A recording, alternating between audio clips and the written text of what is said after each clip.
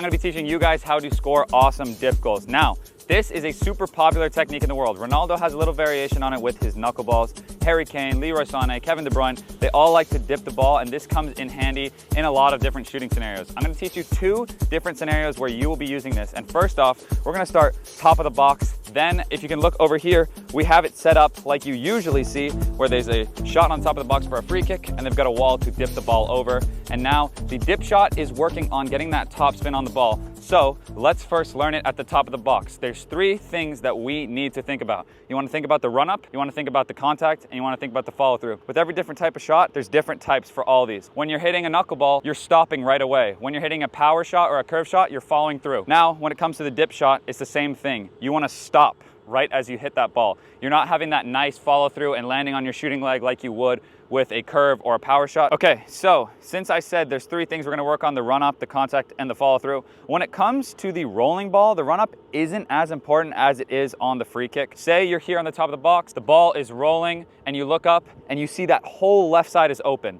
That's when I kind of think it's the best time. You want to hit that ball back post over the goalie. There's probably defenders to your right over here. So when you roll the ball forward, you want to pick your head up, make sure that it's on. You're going to come up to the ball, place that foot, good space there, and you're hitting like this. You're not hitting with your laces, you're hitting right here, and these shoes kind of help show it pretty well.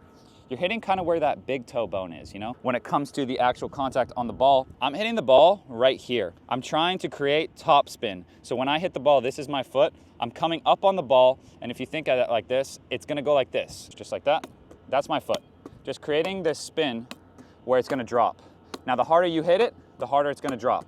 Now, when it comes to dip shots, if you mess it up, you look really dumb. When you're hitting this ball, do not worry about missing or else you're gonna mess up because you need to hit the ball with a lot of power. Think about it like a curve. The harder you hit it on the side, the more spin it's gonna get. Follow through. We just did the contact. We didn't really touch on the run up just yet. I hit it, boom. It's stop right after you hit it. You're not doing this nice solid motion where you power through the ball and you follow through.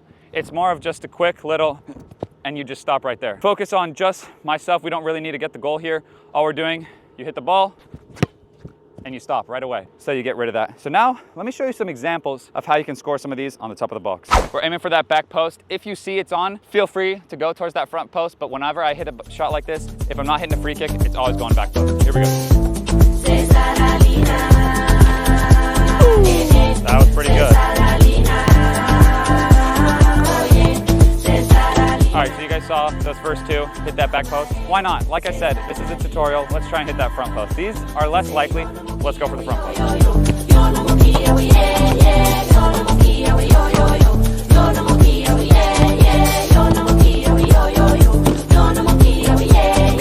Now, this is the scenario where the dip shot is going to be the best case scenario. That is also at the top of the box. We're at the top of the box here. I don't see the need for a dip shot here. This is when you can kind of curve it, get it a little finesse on it. I think that's too close to the goal in terms of dropping it. Now, say we're 5 yards back. You have a little more room to drop the ball, and that's a big thing when it comes to these because you need to have enough room from the ball to the goal in order for the ball to drop over that wall, because if you're too close, that ball is just going to go flying over unless you are literally Hulk and you can smash the ball and it'll drop. Let's go back into those 3 steps. Now, we're really going to work on that run up here.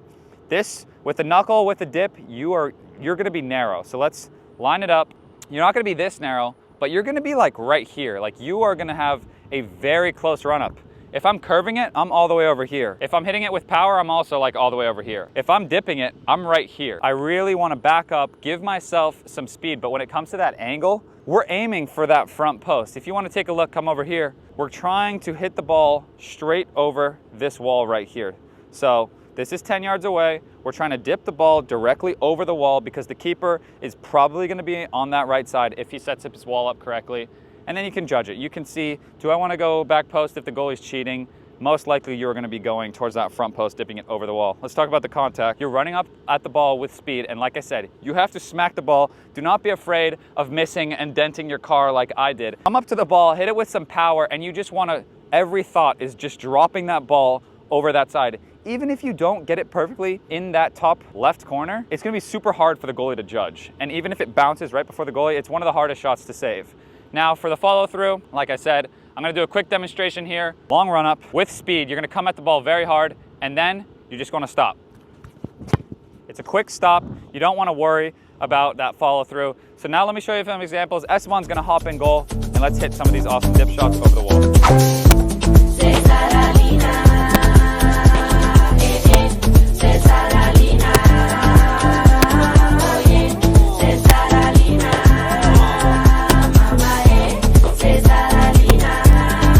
Hi everyone, you saw that dip shot that I said went over and hit my car. Never knew that I could dent a car like this, but hey, check it out. That's from a Copa America match ball right there, guys. So like I said, when you're trying the dip shot, make sure you guys really follow the tutorial. Make sure you go through that stuff. You don't want to mess up a shot. Like I said, if you mess it up, it can do stuff like this. It can go flying. So make sure you're really getting over that ball, not leaning back, so it can just not do this. Thankfully, this is my car. I'll get it fixed. We're gonna do the boiling water, plunger, all that stuff. But coincidentally, a space behind my car just opened up, so I'm gonna go move that back. Thank you guys for watching. I'll see you guys in the next one.